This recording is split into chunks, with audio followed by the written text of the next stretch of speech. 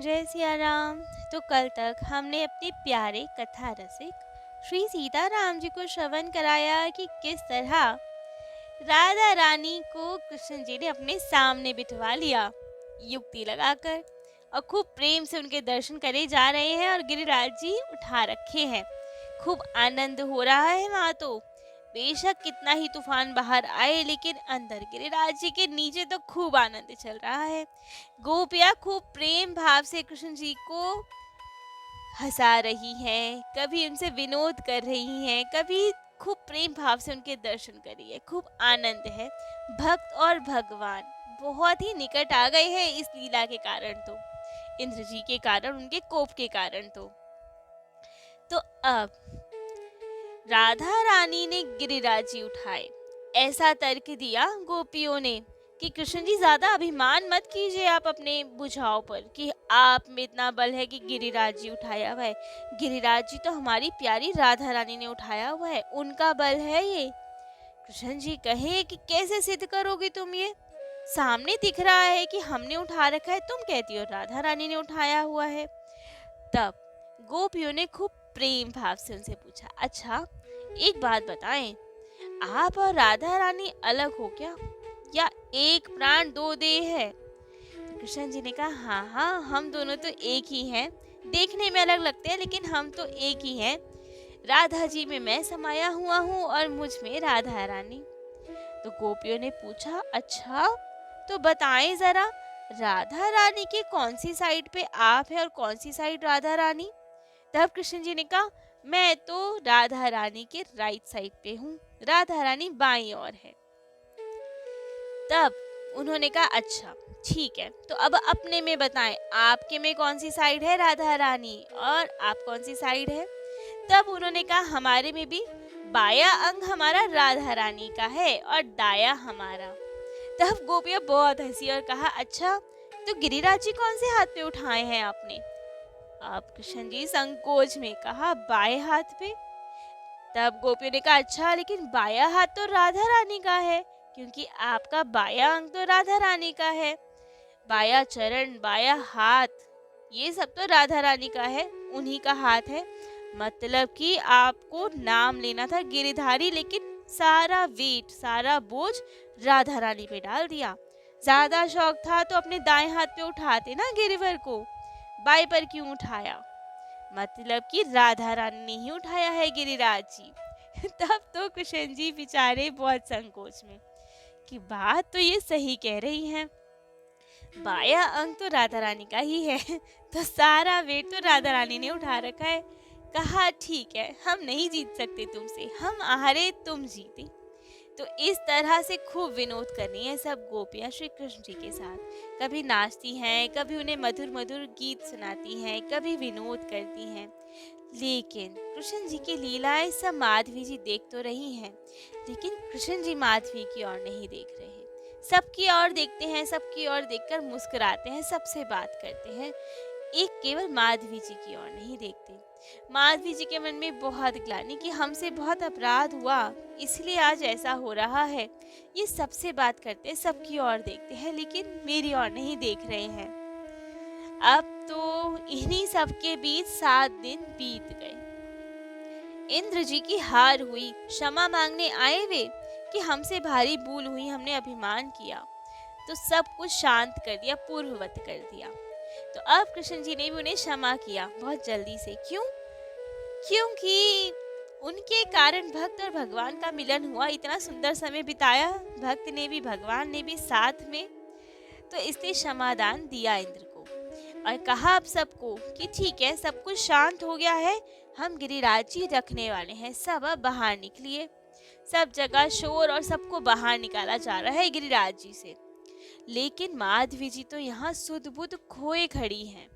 उन्हें ना तो किसी और की आवाज सुनाई दे, ना कुछ दिखाई दे, केवल एक ठाकुर जी के दर्शन करे जाए और सुध बुध खोई बैठी वहां पे।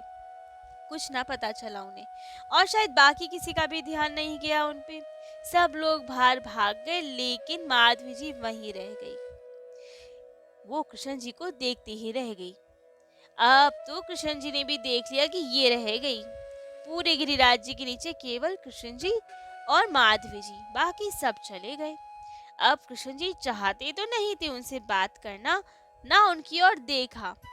ऐसे ही दूसरी ओर मुख करके जोर से बोलने लगे कि जिसको प्राण बचाने हैं, बाहर निकल जाओ यहाँ से। हम तो गिरिराज जी रखने वाले हैं, दब जाओगे इसके नीचे, फिर नहीं बोलना हमें।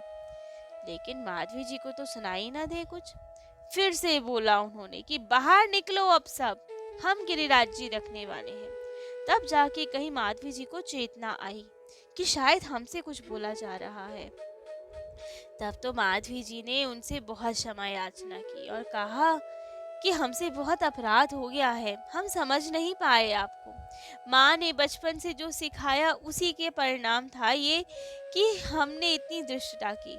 आप आए, आपने इतना कहा हमसे कि मुख दिखाओ भाभी, लेकिन हमने घूंघट नहीं हटाया, हमने बांसुरी तक नहीं सुनी, रुई ठूसी रखी अपने कान में, आपका कुछ सम्मान नहीं किया।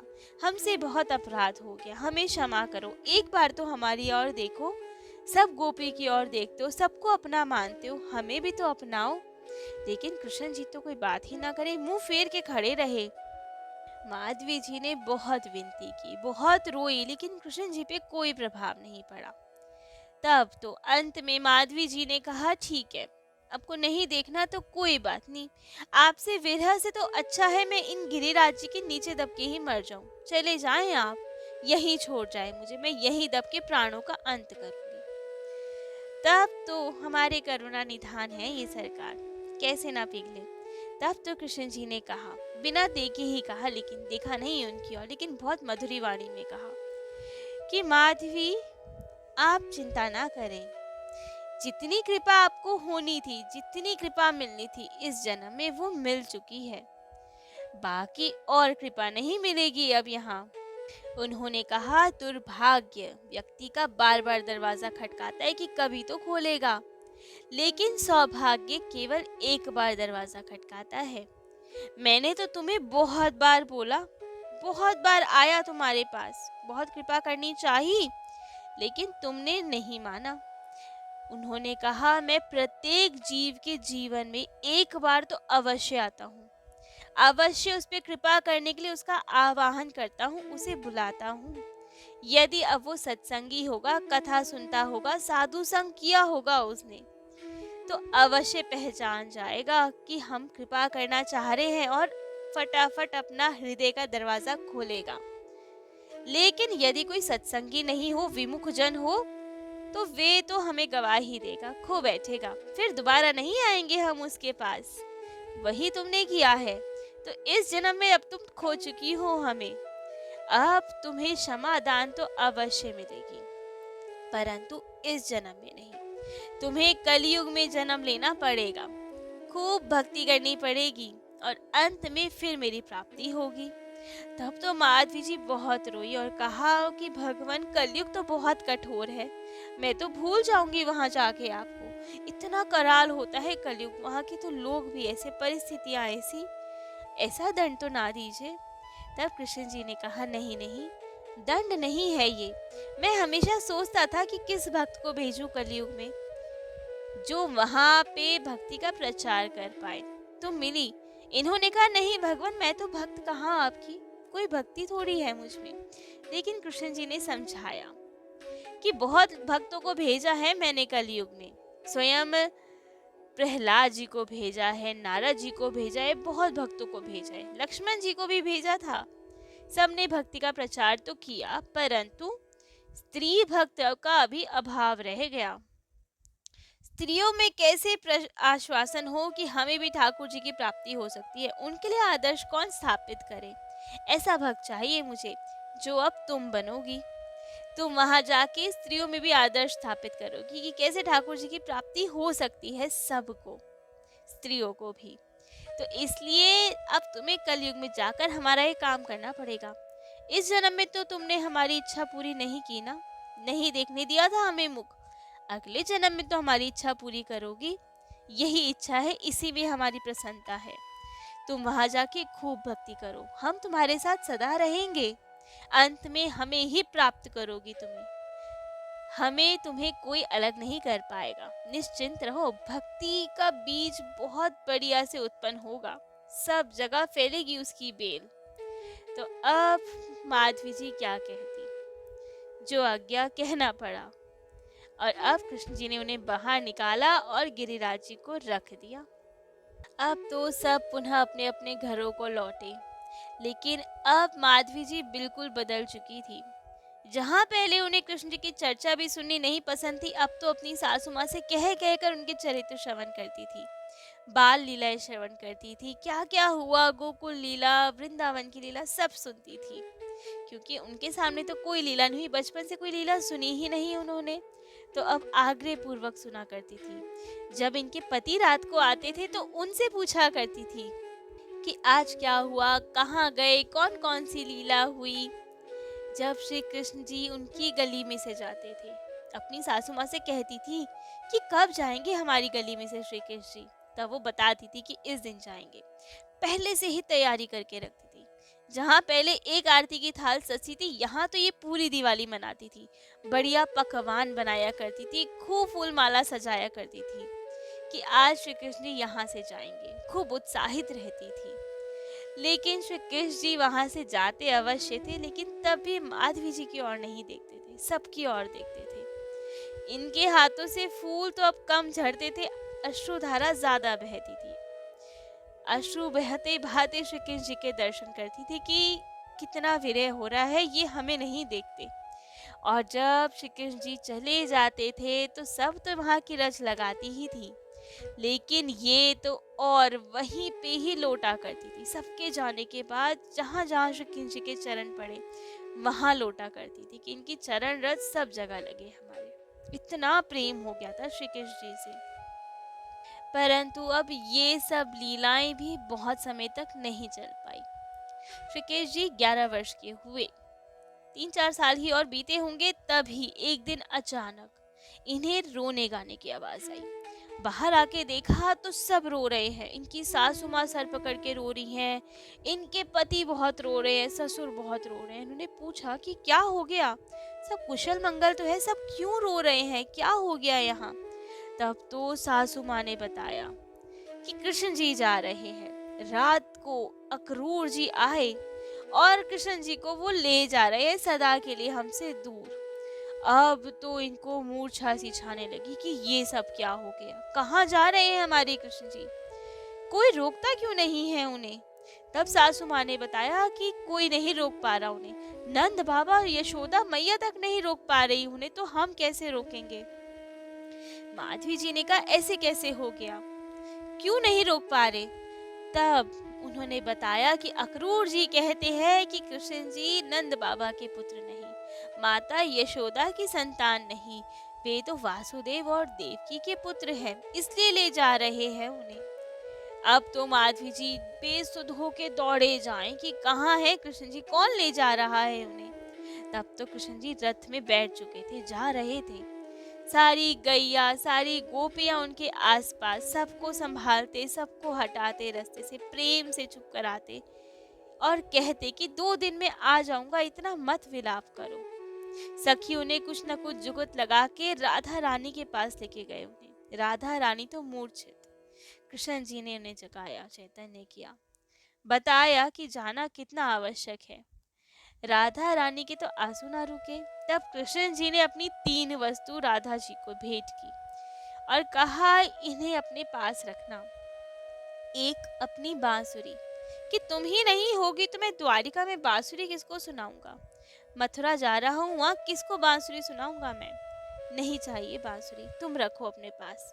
काली कामरिया वो राधा रानी को दे दी और अपना मोर पंख, मथुरा जी जाने से पहले अपना मोर पंख, ये तीनों चीज राधा रानी को दी। राधा रानी अब इन्हीं के सहारे जीवित रहती, कृष्ण जी की याद में जीवित रहती। सब और विरह छाया हुआ, हर और रुदन हो रहा और कृष्ण जी चले गए। हर कोई इंतजार में लगा रहता, 2 दिन कहे हैं ना, कब होंगे ये 2 दिन। वो 2 दिन ही ना पूरे होके दे, विरह बढ़ता जा रहा।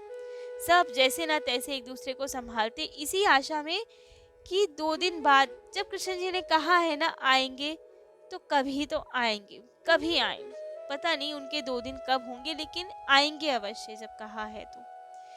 यहाँ पे माधवी जी का विरह अलग बढ़ रहा, क्योंकि सबको आशा तो थी ना कि कृष्ण जी आएंगे और हमसे मिलेंगे। माधवी जी को तो ये आशा भी नहीं, क्योंकि कृष्ण जी ने कह दिया जितनी कृपा होनी थी हो गई, अब नहीं मिलेंगे, अगले जन्म में ही मिलेंगे। तो उनका विरह एक अलग लेवल था। एक दिन तो मन में आया कि शरीर का ही त्याग कर दे, क्या करेंगे ऐसा शरीर रख के, कृष्ण जी तो नहीं मिलेंगे ना इस शरीर से, वो तो अगले जन्म में ही मिलेंगे। तो गई यमुना जी के तट पे, सोच ही रही थी कूदने की, लेकिन इतने में ही राधा रानी की प्यारी सखी चंपक लता जी आ गई, हाथ पकड़ लिया, ये क्या कर रही हो।